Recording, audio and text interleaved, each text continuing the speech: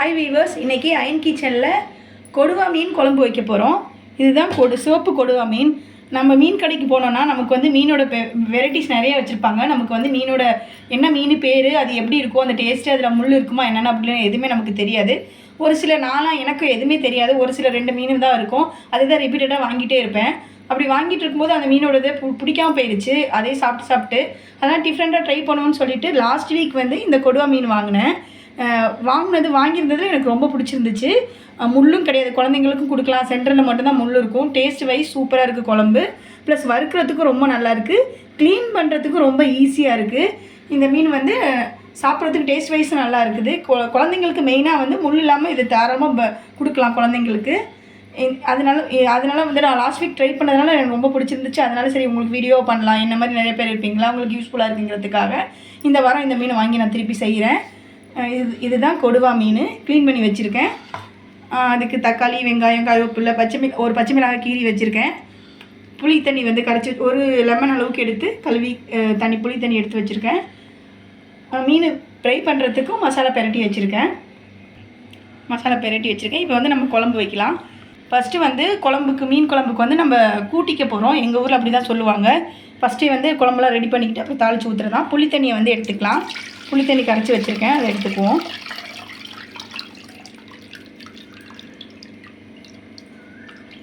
புளி தண்ணி கரைச்சாச்சு. இப்போ நம்ம மசாலா ஐட்டம் அதில் சேர்த்துக்கலாம். மஞ்சத்தூள், அடுத்து மிளகாத்தூள் சேர்த்துக்கலாம். நான் 1 டேபிள் ஸ்பூன் சேர்க்குறேன்.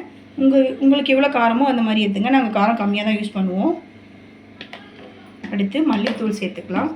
மிளகாத்தூளோட மல்லித்தூள் எப்போதும் வந்து இந்த காரக்குழம்பு ஐட்டம் அந்த மாதிரி புளி கரைச்சி ஊற்றுறதுக்கு வந்து மிளகாய் பொடியோட மல்லிப்பொடி கொஞ்சம் கூடுதலாக சேர்க்கணும். நான் 1.5 ஸ்பூன் வந்து மல்லித்தூள் சேர்த்துருக்கேன். அதை நல்லா நம்ம மிக்ஸ் பண்ணிக்கலாம். அந்த கட்டியாக இல்லாமல் கரைச்சிக்கலாம்.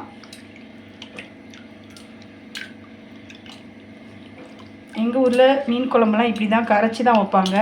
இதை கரைச்சிட்டு அப்படியே டேஸ்ட்டு பார்ப்பாங்க. அந்த டேஸ்ட்டு பார்க்குற இதுவே வந்து ரொம்ப நமக்கு நாக்கு ஊறும் அவங்க டேஸ்ட் பார்க்கும்போது, எங்கள் அம்மாலாம் செய்யும்போது. அடுத்து நம்ம உப்பு சேர்த்துக்கலாம். 1 டேபிள் ஸ்பூன் வந்து கல் உப்பு சேர்த்துக்கிறேன். நம்ம எப்போதுமே வந்து உப்பு வந்து ஒரு ஸ்பூன் நம்ம தண்ணியோட டக்குன்னு போய் கை வைப்போம். அந்த உப்பு வந்து தண்ணி ஆகிடும். நம்ம ஸ்பூன் போட்டு யூஸ் பண்ணோம்னா தண்ணி இருக்காது. அதனால தான் நான் ஸ்பூன் போட்டுக்குவேன் உப்புக்கு. அடுத்து அரைச்சி வச்ச தேங்காய் விழுதை சேர்த்துக்கலாம்.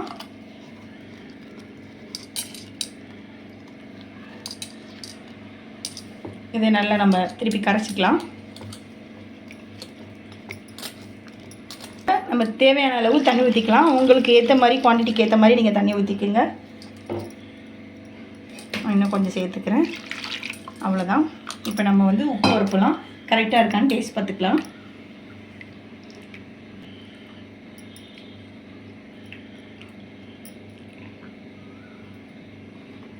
உப்பு பருப்பெல்லாம் அப்படியே கச்சிதமாக இருக்குங்க. சூப்பராக இருக்குது. இப்போ வந்து நம்ம குழம்பு செய்யலாம் வாங்க. இப்போ ஒரு பேனில் நம்ம தேவையான ஆயில் ஊற்றிக்கலாம்.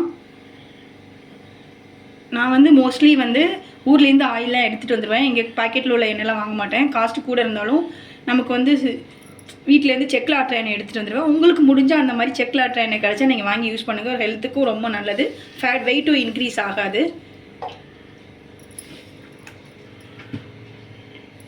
இப்போ வந்து நான் தாளிப்புக்கு வந்து கருவடம் சேர்க்க போகிறேன். இது வந்து வெங்காயத்தில் எங்கள் அம்மா வந்து செஞ்சது. கருவடம்னா சில பேருக்கு தெரியும். வெங்காயத்தில் உருண்டை செய்வாங்க. இது ரொம்ப நல்லாயிருக்கும். தாளிக்கிறது எல்லாத்துக்குமே இது தான் போடுவேன். டேஸ்ட்டு சூப்பராக இருக்கும். இது வெடிக்கட்டும்.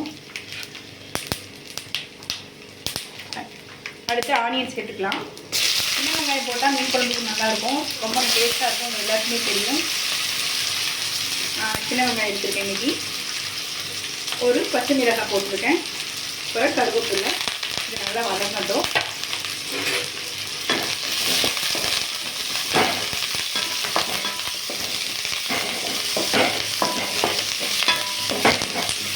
ஆனியன் நல்லா வதங்கிடுச்சு. இப்போ நம்ம தக்காளி சேர்த்து வதக்கிக்கலாம்.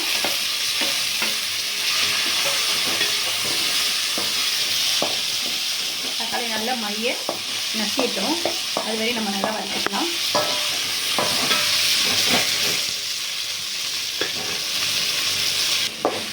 நல்லா வதங்கிச்சு தக்காளியும். இப்போ நம்ம குழம்பு ஊற்றி வச்சுருக்கோம் இல்லையா, அதை எடுத்து ஊற்றிட வேண்டியதான். இப்போ ஊற்றிடலாம். அதை எடுத்து இதை ஊற்றிடலாம். அவ்வளோதான் மீன் குழம்பு. ஃபஸ்ட்டு வந்து இப்போ நம்ம ஒரு சின்ன மண்டையை வந்து எடுத்து போடலாம். அப்போ தான் அந்த மீனோட ஃப்ளேவர் வந்து இறங்கும். அதுக்கப்புறம் வந்து நம்ம ஒரு 5 மினிட்ஸ் கொதித்த பிறகு பாக்கி மீனை போட்டு இறக்கலாம். ஒரு மண்டையே போட்டாச்சு. ஏன் ஃபஸ்ட்டு ஒரு மண்டை போடுறோன்னா, அது கரைஞ்சாலும் பரவாயில்ல, அந்த மீனோட ஃப்ளேவர் வந்து அந்த குழம்புல இறங்கணும் இல்லையா, அதனால் ஃபஸ்ட்டு ஒரு மண்டையை போட்டுக்கலாம். அதுக்கப்புறம் இது கொதி வந்த பிறகு பாக்கி மீனை போட்டு நம்ம 5 மினிட்ஸில் இறக்கிடலாம். இப்போ இது நல்லா கொதிக்கட்டும். இப்போ குழம்பு இந்த அடுப்பில் ரெடி ஆகிட்டு இருக்கு. நம்ம இன்னொரு அடுப்பில் வந்து மீன் இது பண்ணி மசாலாலாம் கோட் பண்ணி வச்சுருக்கோம் இல்லையா, அதில் வந்து மீனை பொரிச்சிக்கலாம். அதுக்கு ஒரு தவாவை எடுத்து சூடு பண்ணுறேன். ஆயில் விட்டுக்கலாம்.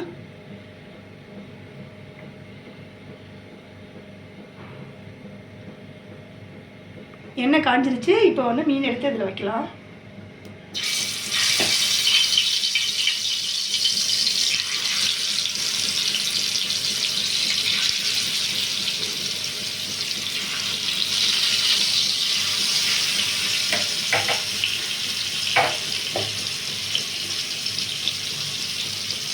பொரியட்டும். நம்ம பொரிய திருப்பி விடணும்.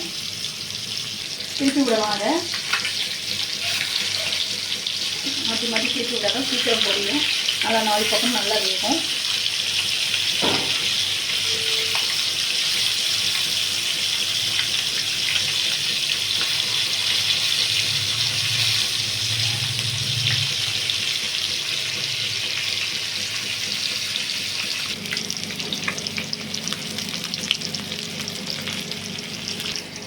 குழம்பு இப்போ கொதிச்சிருச்சு. இப்போ நம்ம ரிமைனிங் மீன் எல்லாம் இதில் போட்டுடலாம்.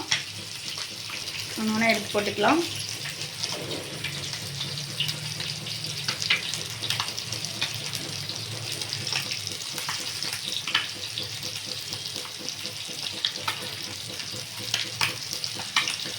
இது போட்டு ஒரு 5 மினிட்ஸில் மீன் வந்து சீக்கிரமே வெந்துடும். அது எல்லாருக்குமே தெரியும்.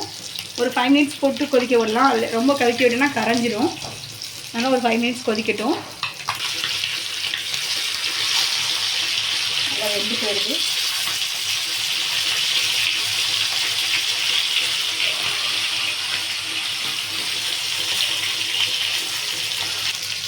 மீன் நல்லா ஃப்ரை ஆகிடுச்சு. இப்போ நம்ம இதை எடுத்துடலாம். நம்ம இது மாதிரி இப்போ பிளேட் வச்சு டிஷ்யூவில் வைக்கணும். இந்த ஆயிலெலாம் எடுத்துரும். அதனால் டிஷ்யூவில் யூஸ் பண்ணிக்கோங்க, வச்சுக்கோங்க. இப்போ குழம்பு ரெடி ஆகிடுச்சு. 5 மினிட்ஸ் ஆகிடுச்சு. இப்போ நம்ம வந்து கொத்தமல்லியை தூவிட்டு ஸ்டவ் ஆஃப் பண்ணிடலாம். அவ்வளோதான், மீன் குழம்பு ரெடி ஆகிடுச்சு. எப்போதுமே மீன் குழம்பு வந்து வச்சதும் சாப்பிடக்கூடாது. கொஞ்சம் அந்த குழம்புல வந்து அந்த மீனோட ஃப்ளேவர் இறங்கி அப்படி கொஞ்சம் எதுவானால் தான் நல்லாயிருக்கும். ஒரு 2 ஹவர்ஸ் கழித்து சாப்பிடுங்க. நல்லா ஊறி நல்லா இருக்கும். நம்ம 2 ஹவர்ஸ் கழித்து பார்க்கலாம். அவ்வளோதான். இங்கே பாருங்கள், கொஞ்சம் நேரத்துலேயே வந்து எண்ணெயெல்லாம் பிரிஞ்சு ரொம்ப நல்லா வந்துருச்சு. இன்னும் நல்லா ஊற விட்டு சாப்பிட்டிங்கன்னா ரொம்ப நல்லாயிருக்கும். இப்போ ஸ்ப்ரை பண்ணது இங்கே பாருங்கள். இந்த மாதிரி நீங்கள் ஃபிஷ் எடுக்கிறீங்கன்னா காலையில் ஏர்லி மார்னிங் எடுத்து நீங்கள் குழம்பு வச்சுட்டு ஒரு 2 or 3 ஹவர்ஸ் கழித்து சாப்பிட்டிங்கன்னா ரொம்ப டேஸ்ட்டு நல்லாயிருக்கும். மறுநாள் இன்னும் அதை விட டேஸ்ட்டாக இருக்கும். எல்லாருக்குமே தெரியும். நீங்களும் இந்த மாதிரி வேறு டிஃப்ரெண்ட்டான ஃபிஷ் ட்ரை பண்ணி ரொம்ப நல்லா இருந்துச்சுன்னா அதையும் எங்ககிட்ட கமெண்ட் பண்ணுங்கள். அதையும் நான் ட்ரை பண்ணி பார்க்குறேன். இந்த வீடியோ பிடிச்சிருந்தா லைக் பண்ணுங்கள். ரொம்ப பிடிச்சிருந்தா ஷேர் பண்ணுங்கள். மறக்காமல் அயன் கிச்சன் சேனலுக்கு சப்ஸ்கிரைப் பண்ணிடுங்க. தேங்க்ஸ் ஃபார் வாட்சிங்.